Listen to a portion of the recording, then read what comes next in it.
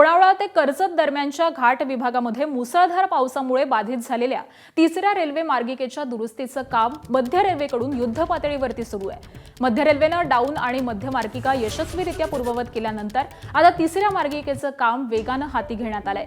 अभियांत्रिकी पथक, तांत्रिक कर्मचारी आणि यंत्रसामुग्री आव्हानात्मक भूप्रदेशामध्ये दरड आणि मातीचा ढिगारा हटवण्यासाठी 24 तास कार्यरत आहेत।